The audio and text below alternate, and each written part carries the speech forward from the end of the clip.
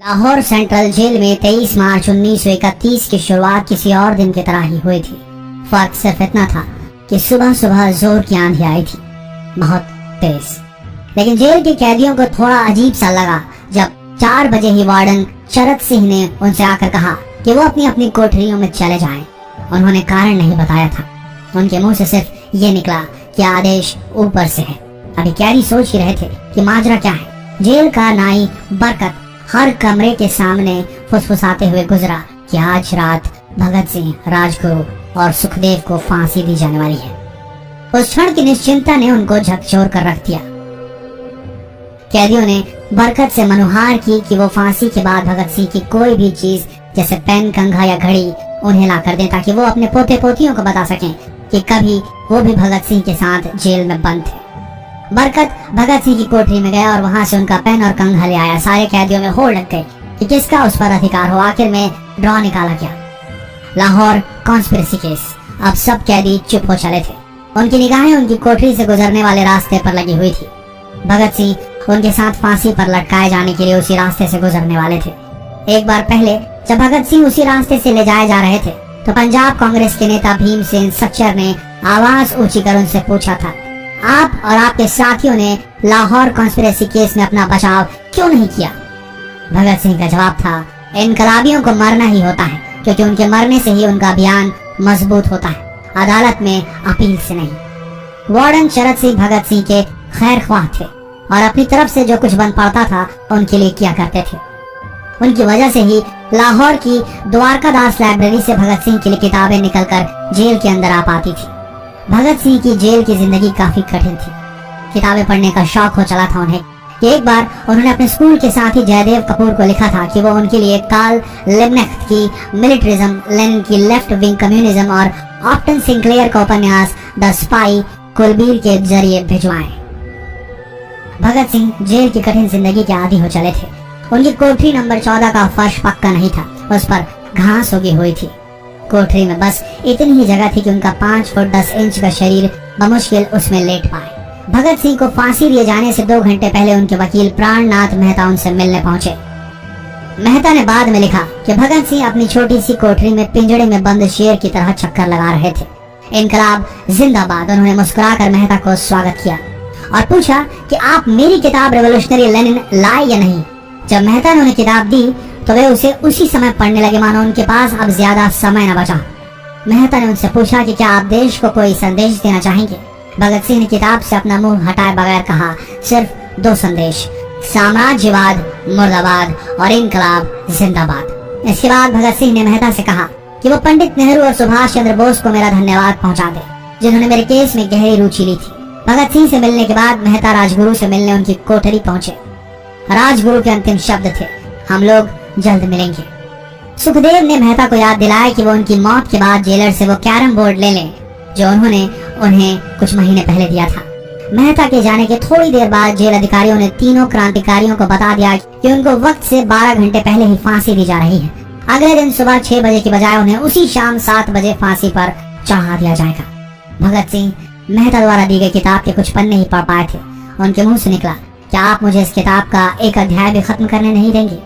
भगत सिंह ने जेल के मुस्लिम सफाई कर्मचारी बेबे से अनुरोध किया कि वो उनके लिए उनको फांसी दिए जाने से 1 दिन पहले शाम को अपने घर से खाना जरूर लाएं। लेकिन बेबे भगत सिंह की इच्छा पूरी नहीं कर सके क्योंकि भगत सिंह को 12 घंटे पहले फांसी देने का फैसला ले लिया गया और बेबे जेल के गेट के अंदर ही नहीं घुस पाए। थोड़ी देर बाद तीनों क्रांतिकारियों को फांसी की तैयारी के लिए उनकी कोठरियों से बाहर निकाला गया। भगत सिंह, राजगुरु और सुखदेव ने अपने हाथ जोड़े और अपना प्रिय आजादी गीत गाने लगे। कभी वो दिन भी आएगा कि जब आजाद होंगे हम, ये अपनी ही जमीन होगी या अपना आसमान होगा। फिर इन तीनों का एक एक करके वजन लिया गया। सबके वजन बढ़ गए थे। इन सब से कहा गया कि अपना आखिरी स्नान करें। फिर उनको काले कपड़े पहनाए गए लेकिन उनके चेहरे खुले रहने दिए गए। शरद सिंह ने भगत सिंह के कान में फुसफुसा कर कहा कि वाहे गुरु को याद करो। फांसी का तख्ता भगत सिंह लिए बोले, पूरी जिंदगी मैंने ईश्वर को याद नहीं किया। असल में मैंने कई बार गरीबों के कलेश के लिए ईश्वर को कोसा भी है। अगर मैं अब उनसे माफी मांग लूं तो वो कहेंगे कि इससे बड़ा डरपोक कोई नहीं। इसका अंत नजदीक आ रहा है, इसलिए ये माफी मांग रहा है। जैसे ही जेल की घड़ी ने 6 बजाया, कैदियों ने दूर से आती कुछ पद चांपे सुनी। उनके साथ भारी बूटों के जमीन पर पड़ने की आवाजें भी आ रही थी। साथ में एक गाने का भी दबा स्वर सुनाई दे रहा था। सरफरोशी की तमन्ना अब हमारे दिल में है। सभी को अचानक जोर जोर से इंकलाब जिंदाबाद और हिंदुस्तान आजाद हो के नारे सुनाई देने लगे। फांसी का तख्ता पुराना था, लेकिन फांसी देने वाला काफी तंदुरुस्त। फांसी देने के लिए मसीह जल्लाद को लाहौर के पास शाहदरा से बुलवाया गया था। भगत सिंह इन तीनों के बीच में खड़े थे। भगत सिंह अपनी माँ को दिया गया वो वचन पूरा करना चाहते थे कि वो फांसी के तख्ते से इनकलाब जिंदाबाद का नारा लगाएंगे। लाहौर जिला कांग्रेस के सचिव पिंडी दास सोंधी का घर लाहौर सेंट्रल जेल से बिल्कुल लगा हुआ था। भगत सिंह ने इतनी जोर से इनकलाब जिंदाबाद का नारा लगाया कि उनकी आवाज सोंधी के घर तक सुनाई थी। उनकी आवाज सुनते ही जेल के दूसरे कैदी भी नारे लगाने लगे। तीनों युवा क्रांतिकारियों के गले में फांसी की रस्सी डाल दी गई, उनके हाथ और पैर बांध दिए गए। तभी जल्लाद ने पूछा, सबसे पहले कौन जाएगा? सुखदेव ने सबसे पहले फांसी पर लटकने की हामी भरी। जल्लाद ने एक एक कर रस्सियां खींची और उनके पैरों के नीचे लगे तख्तों को पैर मारकर हटा दिया। काफी देर तक उनके शव तख्तों से लटकते रहे। अंत में उन्हें नीचे उतारा गया और वहां मौजूद डॉक्टरों लेफ्टिनेंट कर्नल जे नेल्सन और लेफ्टिनेंट कर्नल NS सोंधी ने उन्हें मृत घोषित किया। एक जेल अधिकारी पर फांसी का इतना असर हुआ कि जब उससे कहा गया कि वो मृतकों की पहचान करें तो उसने ऐसा करने से इनकार कर दिया। उसे उसी जगह पर निलंबित कर दिया गया अंग्रेजों द्वारा।